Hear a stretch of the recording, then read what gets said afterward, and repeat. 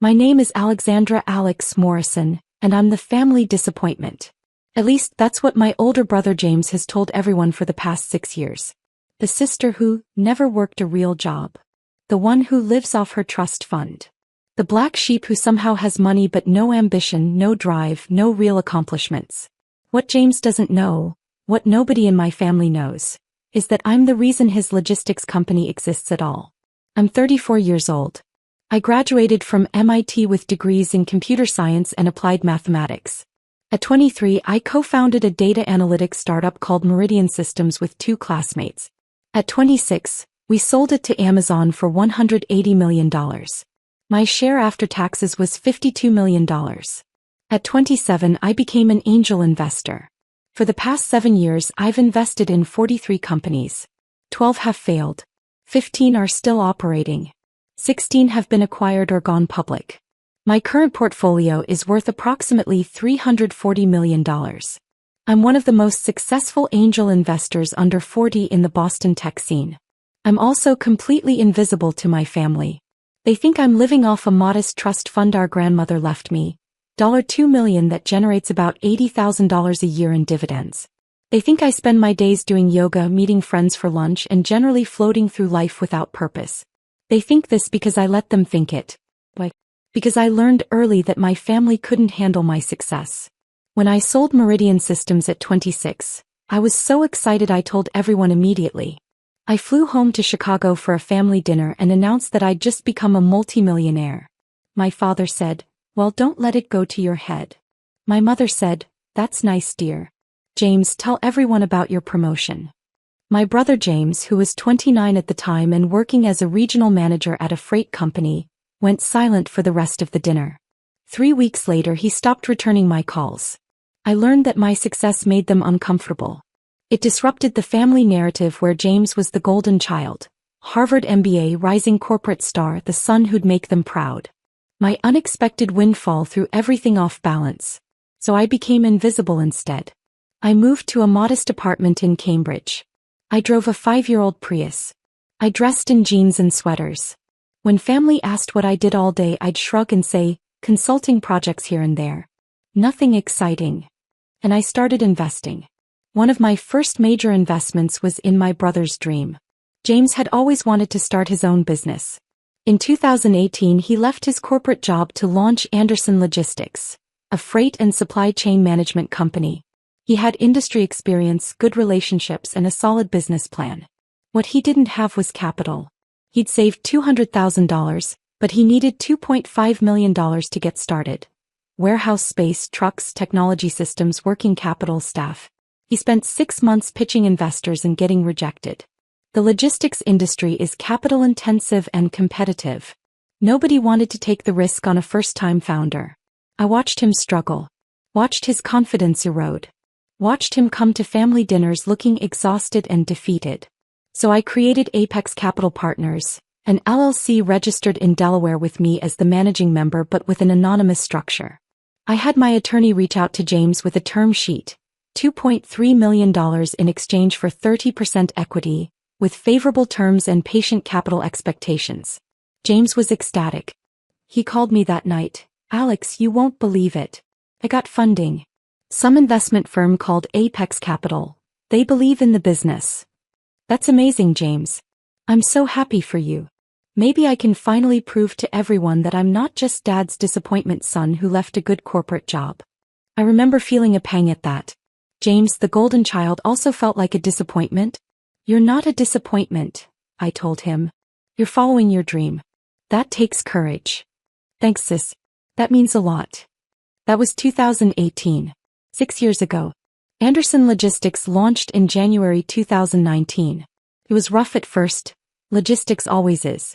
The margins are thin, the competition fierce, the operations complex. James worked 80-hour weeks. There were months when the company barely broke even. But my capital gave him runway. While competitors burned out or got acquired, James had the breathing room to build properly.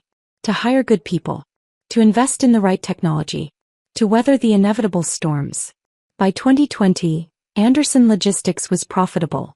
By 2022, they'd grown to 40 employees and $18 million in annual revenue. By 2024, they were at 70 employees and $35 million in revenue. James was successful. His company was thriving. And he had no idea I was the reason any of it existed. The quarterly reports came through my attorney to Apex Capital Partners. The dividends, James paid distributions to shareholders starting in 2022, went into my investment accounts. We'd structured it so that Apex had a board seat which my attorney occupied. James thought he was answering to some anonymous investment firm in Delaware. He never suspected his Freeloader sister was his largest investor. By 2024, my investment portfolio had grown substantially. The $52 million from Meridian Systems had become $340 million through careful angel investing, some successful exits and compound growth. My daily routine looked like this. Wake up at 6 a.m. Review overnight market movements and portfolio updates. Coffee while reading pitch decks from founders seeking investment. Gym at 9 a.m. Meetings with founders, attorneys, accountants from 11 a.m. to 4 p.m. More due diligence in the evening. Dinner with friends or dates. To my family, my daily routine looked like this. Whatever Alex does with all that free time. I'd perfected the art of being underestimated. When family asked what I'd been up to, I'd say things like, "Oh, just had lunch with some friends." I'd actually been at a pitch meeting for a Series A round. Or, took a yoga class. I'd been at my attorney's office reviewing term sheets. Or, nothing much, just a quiet day at home. I'd been on video calls with founders in San Francisco and London. My family had built an entire narrative around my life, and I let them believe it because it was easier than dealing with their resentment of my success. James was the worst. As Anderson Logistics grew, so did his ego. He started making comments at family gatherings about real work, and actually building something and earning your success. At Easter 2023, he told our cousin Rachel, "Some people are builders and some people are just coasting." He glanced at me when he said it. At Dad's birthday in July 2023, he announced he'd made the Inc. 5000 list of fastest-growing companies. Everyone applauded. Dad beamed with pride. Mom posted about it on Facebook. I congratulated him genuinely. I was proud. My investment had helped create 70 jobs and a successful company. James responded, "Thanks. It's nice to achieve something through actual hard work, you know?" The implication was clear. Unlike me. But I stayed quiet. I told myself it didn't matter. That I was above needing his validation. Except it did matter and I wasn't above it. Every dismissive comment, every implied criticism, every family gathering where James was celebrated while I was invisible, it accumulated like small cuts. By November 2024, I'd had enough. I'd been tracking Anderson Logistics' performance closely. The company was doing well, $35 million in revenue, $2.8 million in EBITDA, solid growth trajectory. My 30% stake was worth approximately $8.4 million, almost 4 times my initial investment. But something else was happening. James was getting sloppy. The quarterly reports showed concerning trends. Expenses were creeping up faster than revenue. There were luxury expenditures that didn't make business sense. $180,000 for executive vehicles, $95,000 for a leadership retreat, at a resort in Cabo, $45,000 for office renovations that seemed purely cosmetic. James had also started taking a much larger salary, $520,000 annually, up from $180,000 just 2 years earlier. For a company doing $35 million in revenue, that was aggressive. I mentioned this to my attorney Richard Chin during one of our quarterly reviews. "It's concerning," Richard agreed. "The company is profitable, but James is treating it like his personal piggy bank. The board should be pushing back." "You're the board," I pointed out. "I represent Apex's interests, but I'm one voice. James has convinced the other shareholders, smaller angels who came in later rounds, that this is normal for a founder CEO. Is it? Not at this scale. He's flying too close to the sun." I made a decision then. Set up a meeting with James. I want to discuss the expenditures and the salary. Richard scheduled a board call for mid-November. I listened in, muted, as Richard raised concerns about the burn rate and suggested James reduce his compensation to $350,000 until the company hit $50 million in revenue. James was defensive immediately. "I built this company from nothing. I work 100 hours a week. I deserve to be compensated fairly. No one's questioning your work, Richard said calmly. But the compensation should be proportional to the company's stage. You're paying yourself like you're running a $100 million company. Maybe you should let me run my company the way I see fit. It's not just your company, James. Apex owns 30%. The other angels own another 20%. We have fiduciary responsibilities. Then maybe Apex should find another investment if they're not happy. The call ended tensely. I sat in my apartment afterward, staring at my laptop. James had no idea he was talking about me. No idea that his dismissive attitude toward Apex Capital was directed at his sister, the one he called a freeloader. That's when I decided I was done being invisible. Thanksgiving 2024. My parents hosted at their home in Evanston, the same house I grew up in. The whole family gathered. Parents, James and his wife Michelle, their 2 kids, my younger sister Emma and her fiancé, and me. The house smelled like turkey and pie. Football played on TV in the living room. Kids ran around screaming. It was warm and chaotic and familiar. It was also the day everything exploded. Dinner started normally. We went around the table saying what we were grateful for. Dad was grateful for family. Mom was grateful for health. Emma was grateful for her upcoming wedding. James was grateful for the success of Anderson Logistics and the hard work that built it. When it was my turn, I said, I'm grateful for good investments. James snorted. Must be nice to just watch money grow without actually working for it. James, Mom said mildly. Don't start. I'm just saying some of us build things. Some of us actually contribute to the economy, create jobs, make things happen. And some of us, he looked at me, live off trust funds and call it a career. Michelle touched his arm. Honey, it's Thanksgiving. It's fine, I said calmly. James is entitled to his opinion. It's not an opinion, it's an observation. You're 34 years old, Alex. What do you actually do? The table went quiet except for the kids chattering in the other room. I invest, I said. In what? Your yoga studio membership. Emma jumped in. James, seriously, lay off. Why? Because we're all supposed to pretend that Alex has this mysterious career? We all know the truth. She got lucky with that startup sale years ago and she's been coasting ever since. I set down my fork. Coasting? Yes, coasting. Living off your trust fund, living off the Meridian money, doing nothing productive. You're the family freeloader. Several people gasped. Dad said, James, that's enough. But James was on a roll now, his face flushed with wine and righteousness. I'm just saying what everyone's thinking. I built a company from scratch. I work 80-hour weeks. I employ 70 people. I generated $35 million in revenue this year. What did you do, Alex? Besides, exist. Everyone laughed nervously. Michelle looked mortified. Emma looked furious. My parents looked uncomfortable but didn't contradict him. And something inside me snapped. I pulled out my phone, opened my email app and typed while James continued his rant. Living off your trust fund while we work, he was saying. Some of us actually earn our success. I hit send on the email. Interesting perspective, I said quietly. What's interesting? James challenged. That you think you earned your success entirely on your own. I did. Every dollar Anderson Logistics makes is because of my work, my strategy, my leadership. And the initial $2.3 million that funded it? That was investors who believed in the business. Investors like Apex Capital Partners? His eyes narrowed. How do you know about Apex? Because I read. Because I pay attention. Tell me, James, do you know who owns Apex Capital Partners? Some investment firm in Delaware. Why? I smiled. Actually, Apex Capital Partners is an LLC I created in 2018. I'm the managing member. I'm the anonymous investor who funded your company. I gave you $2.3 million when no one else would. I own 30% of Anderson Logistics. The company you claim you built from scratch exists because I believed in you. Complete silence. James stared at me.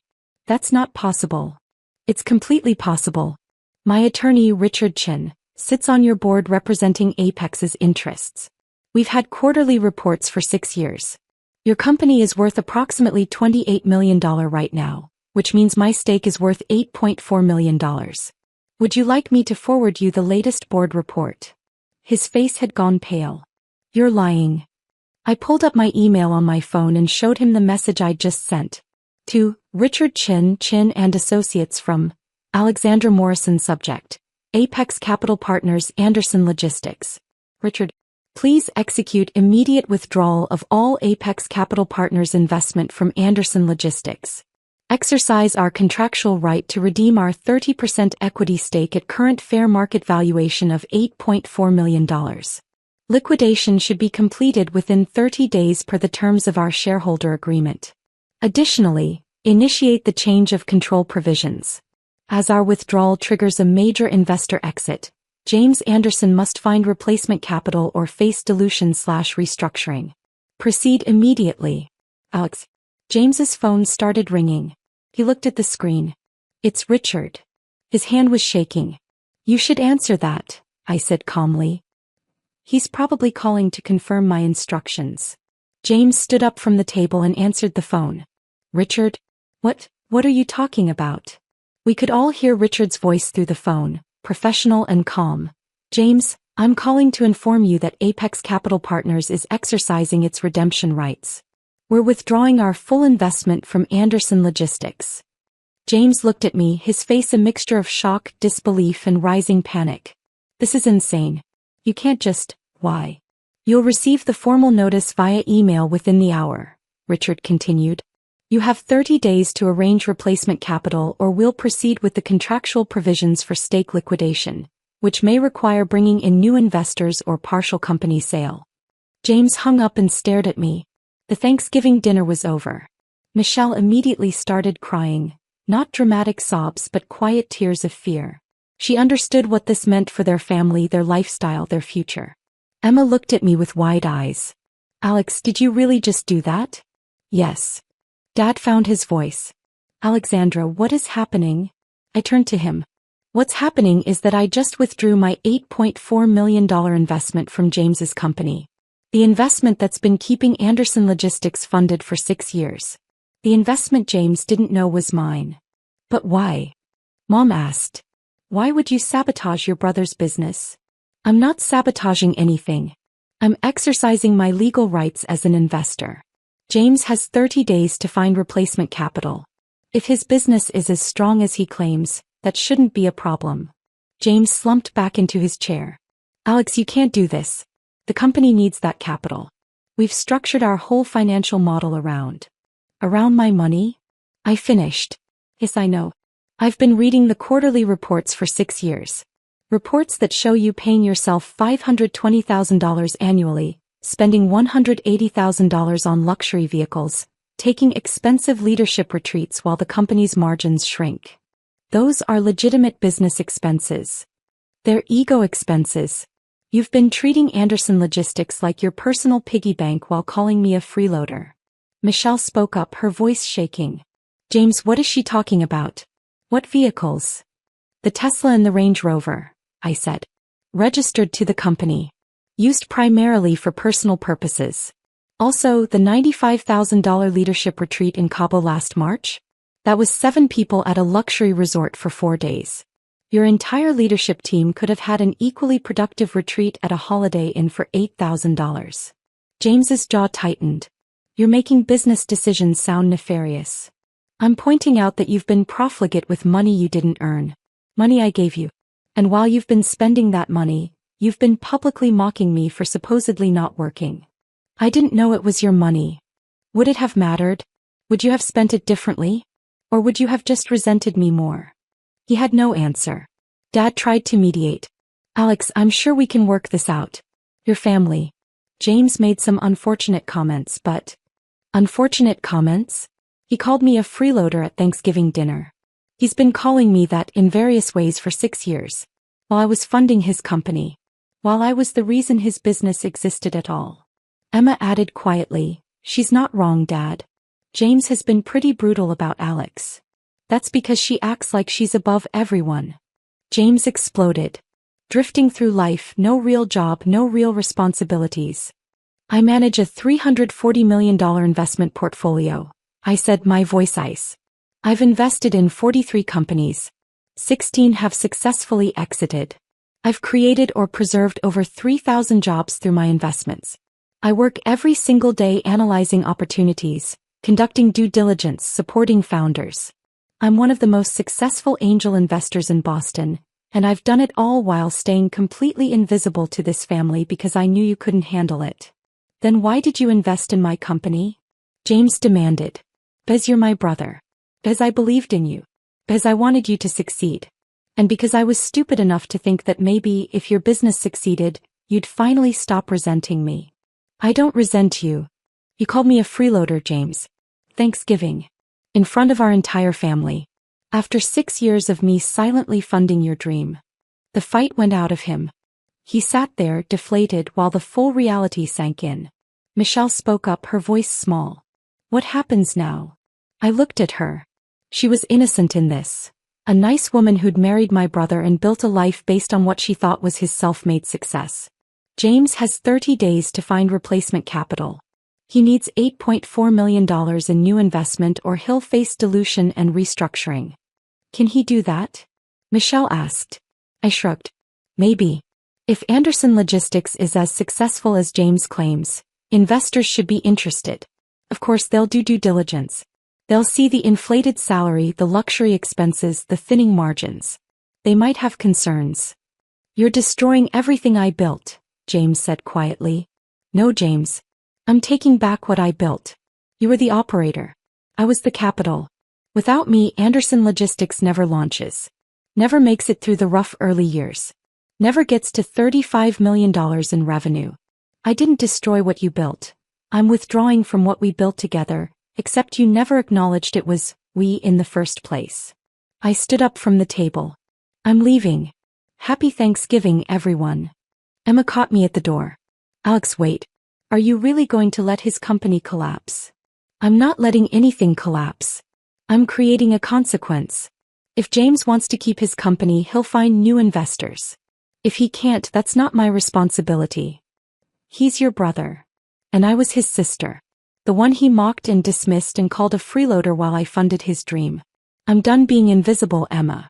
I'm done being the family disappointment while secretly being everyone's financial foundation. I drove back to Cambridge in silence, my hands steady on the wheel. The next morning, my phone started ringing at 7 a.m. James. I didn't answer. He called 6 more times before noon. Then Michelle called. Then my mother. I ignored them all. Finally, at 2 p.m. my father called. I answered. Hi, Dad. Alexandra.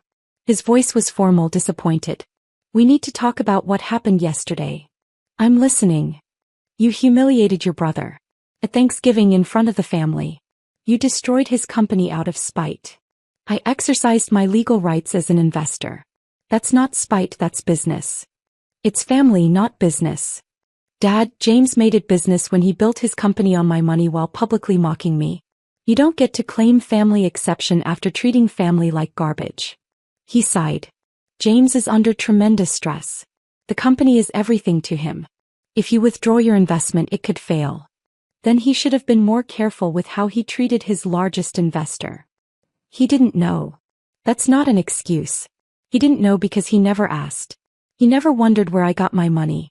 He never questioned why I seemed comfortable despite supposedly not working. He never asked about my life because he was too busy assuming he knew everything about it. Alex, please. He's your brother. I know who he is, Dad. The question is, do you? What does that mean? Do you know he pays himself $520,000 a year from a company doing $35 million in revenue? Do you know he bought luxury vehicles with company money? Do you know he's been burning through capital on ego expenses while the business margins shrink? Because I know. I've been watching every quarterly report for 6 years. And when I raised concerns through my attorney, James told us to back off or find another investment. Silence on the other end. Your son is a good operator but a bad steward. He built something real, but he's been treating it like a personal ATM. And when his anonymous investor to me tried to correct course, he blew us off. So yes, I'm withdrawing. Not out of spite, but out of fiduciary responsibility to my own capital. Fiduciary responsibility, Dad repeated. That's a cold way to talk about family. James called me a freeloader. That's a cold way to talk about the sister who funded your company. We're both cold, Dad. At least I'm honest about it. I hung up. That evening, James showed up at my apartment. I watched him through the peephole. He looked terrible, unshaven, wearing the same clothes as yesterday, eyes red-rimmed. I opened the door. "Can I come in?" he asked quietly. "Sure." He walked into my small apartment and looked around the same way everyone did when they visited, surprised that someone supposedly wealthy lived in 900 square feet with IKEA furniture. "This is really where you live?" he asked. "Yes. But you're worth, what, hundreds of millions?" 340 million approximately. Mostly in investments. He sank onto my couch. "I don't understand anything anymore." I sat in the chair across from him and waited. "Why did you invest in me?" he finally asked. "If you knew I resented you, if you knew I was the way I am, why give me $2.3 million? Because you're my brother. Because you had a good business plan and no way to fund it. Because I wanted you to succeed. And the comments? The freeloader stuff? If it bothered you, why didn't you say something? Would you have listened? Or would you have accused me of lording my wealth over you?" He was quiet. "Here's the truth, James. When I sold Meridian Systems, I told the family. Remember? I was 26 and so excited. And the family response was tepid. Dad told me not to let it go to my head. Mom changed the subject. You stopped talking to me for 3 weeks. I was jealous," he admitted. "You were younger and you just made more money than I'd probably earn in my lifetime. It felt unfair. So I learned to hide. I learned that my success made you uncomfortable, made the family uncomfortable. So I became invisible. The disappointing little sister with no real job. It was easier than dealing with your resentment. That's not fair to put on me. Isn't it? Yesterday you called me a freeloader at Thanksgiving dinner. You've been making comments like that for years. You built an entire identity around being the hardworking builder while I was the lazy trust fund kid. And you never once questioned that narrative. Because you never corrected it. I shouldn't have to correct it. You're my brother. You should have asked about my life. Been curious. Supportive. Instead, you wrote me off and felt superior about it." James put his head in his hands. "What do you want from me?" "Nothing. I don't want apologies or groveling. I want you to find new investors for your company and succeed without my money. But what if I can't? What if no one will invest at the valuation I need? Then you'll have to accept lower valuation, give up more equity, or restructure. That's business, James. It's what every founder faces. But I'm your brother." "Exactly. I'm your sister. The one you called a freeloader. Family goes both ways, James. You don't get to use it as a shield after spending years using it as a weapon." He looked up at me, tears in his eyes. "I'm sorry. I'm really truly sorry. I was an asshole. I was jealous and insecure and I took it out on you. You deserved better." "Yes, I did. Is there any way you'll reconsider? Any way to fix this?" I looked at my brother, really looked at him. At the desperation in his eyes, the fear, the regret. "Maybe," I said slowly. "But not the way you want." "What does that mean?" "It means if I reinvest in Anderson Logistics, everything changes. No more luxury expenses. Your salary drops to $280,000 until the company hits $50 million in revenue. The vehicles get sold. The board gets 2 seats instead of 1 and I attend meetings openly as myself. You run the company but you run it responsibly. And you never ever dismiss me again. Done. All of it." "I agree. I'm not finished. You also publicly acknowledged to the family and to anyone who asks that I was your founding investor. That Anderson Logistics exists because of my capital and my belief in you. No more self-made founder mythology." He flinched but nodded. "Okay. And finally, you spend the next 6 months finding other investors anyway. Because you need to diversify your capital base and I need to know you can succeed without me. If you can raise another $2 million from outside investors while I stay in, then we have a real partnership. If you can't, then maybe the company isn't as strong as you think." That's a lot." "Yes, it is. That's the cost of calling your largest investor a freeloader." He stood up. "I'll do it. All of it. I'll make this right, Alex. We'll see." After he left, I sat in my apartment for a long time, watching the sun set over Cambridge. I'd been invisible for so long. Hidden, dismissed, underestimated. And in some ways it had been easier. No family drama, no resentment, no complexity. But it had also been lonely. Exhausting. Diminishing. I was done being invisible. Over the next 2 weeks, the family dynamics shifted dramatically. My mother called 3 days after Thanksgiving. "Alex, I owe you an apology. I had no idea what you'd accomplished." "I'm proud of you, honey. I should have said that years ago." "Thanks, Mom. Why didn't you tell us?" "About the investments, the portfolio, everything." "Because when I told you about Meridian Systems, nobody cared. So I learned not to share." She was quiet for a moment. "We failed you. We were so focused on James's conventional success that we didn't see yours." "Yes, you did. Can we start over?